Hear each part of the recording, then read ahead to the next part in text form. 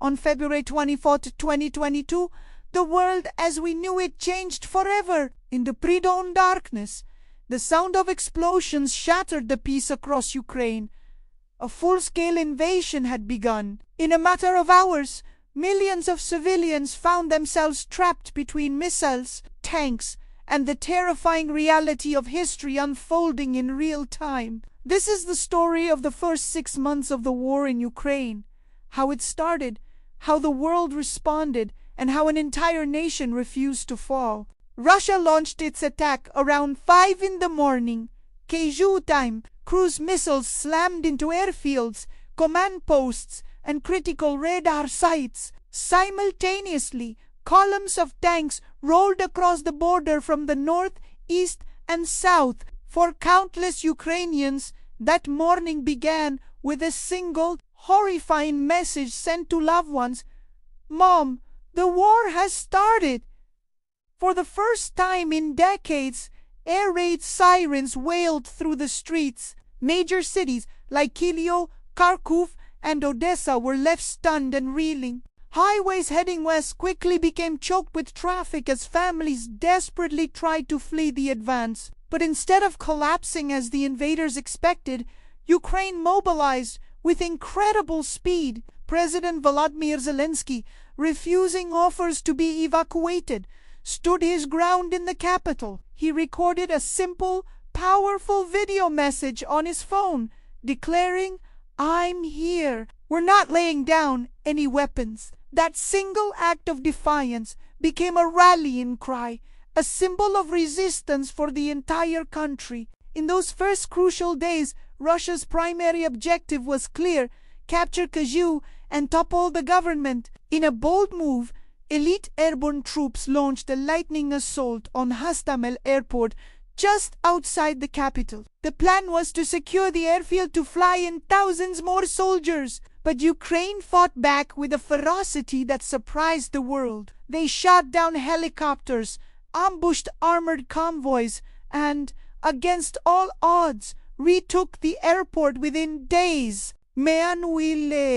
The world watched with bated breath as satellite images revealed a massive Russian armored column stretching over 40 miles, long crawling towards the capital. This immense line of tanks and trucks seemed unstoppable, and yet it never reached its destination. Plagued by a lack of fuel, disastrous logistics, broken-down vehicles, and relentless Ukrainian ambushes, the column was slowly ground down and destroyed, piece by piece. By the end of March, Russia was forced into a humiliating withdrawal from the entire Kyiv region. But as Ukrainian forces liberated towns like Bucha and Irpin, the joy of victory was overshadowed by horror.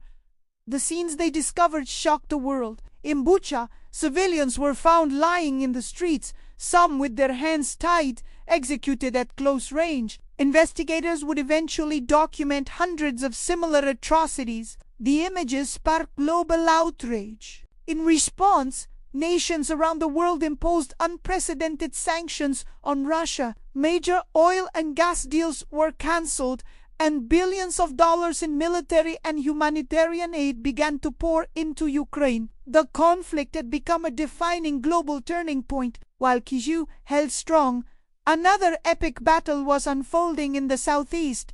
The brutal siege of Mariupol. The port city was surrounded early in the war. 4 weeks on end, Russian artillery relentlessly hammered residential neighborhoods, shelters, and even hospitals. The fight reached its dramatic climax at the sprawling Azovstal steel plant. Here, a pocket of Ukrainian soldiers and civilians held out in a vast network of underground bunkers like something out of a wartime epic. They were surrounded, starving, and wounded, yet they refused to surrender. The battle for Azovstal lasted for nearly 3 months. In May, Mariupol finally fell, but its defenders had tied down massive Russian forces and, in their defiance, had become national heroes. Their resistance became a powerful symbol of Ukraine's unbreakable spirit. Even when completely surrounded, they did not break. Further north, Kharkiv, Ukraine's second largest city, sits just 25 miles from the Russian border. Many analysts believed it would be one of the first major cities to fall, but Kharkiv did not fall. Ukrainian forces, fighting alongside civilian volunteers, defended their city street by street, block by block. The city's deep metro system was transformed into a massive bomb shelter, providing refuge for thousands. The Russian bombardment was constant and indiscriminate, but the city held firm. By late spring, Ukrainian defenders had pushed the invaders back from the city's outskirts, securing the area and setting the stage for future counteroffensives. After the spectacular failure to capture Kyiv, Russia shifted its strategy, concentrating its forces on conquering the Donbas region in the east. This phase of the war descended into a brutal, grinding conflict. Artillery duels raged for hours, turning entire villages into rubble. Cities like Severodonetsk and Lysychansk were methodically leveled. Ukrainian soldiers fought a desperate, bloody battle for every block, often severely outgunned but refusing to yield ground.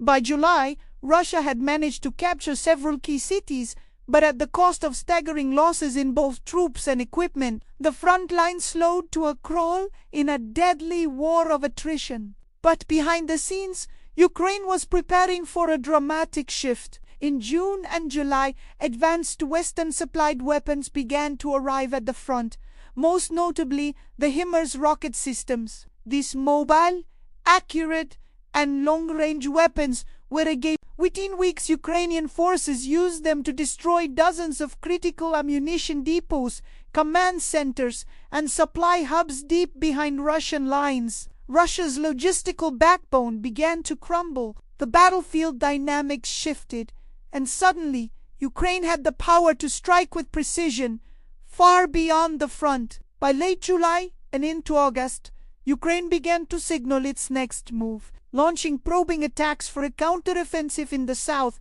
particularly around the occupied city of Kherson. Key bridges were struck, cutting off supply lines and weakening Russian positions. While it wasn't the full-scale push just yet, the mounting pressure forced Russia to redeploy valuable troops from other regions. This strategic move would create the perfect conditions for the major breakthroughs that were to come later in the year. The momentum of the war had undeniably shifted. 6 months into the invasion, the human cost was immense. Millions of Ukrainians had become refugees, fleeing their homes for safety. Entire cities lay in ruins. Families were torn apart across many regions. Essentials like electricity and water were no longer reliable. And yet, amid the destruction, incredible stories of courage and resilience emerged every single day. Volunteers risked their lives to deliver food under constant fire. Farmers used their tractors to tow away abandoned Russian tanks.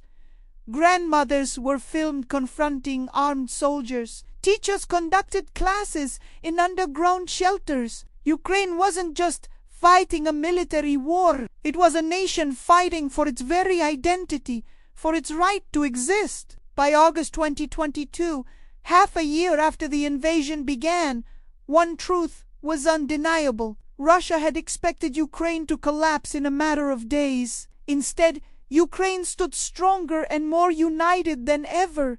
The first 6 months of this war reshaped the political map of Europe, stunned the international community, and proved the incredible resilience of a nation fighting for its freedom. The war is far from over, but this opening chapter will forever be remembered as the moment Ukraine refused to be erased from the map. Thanks for watching.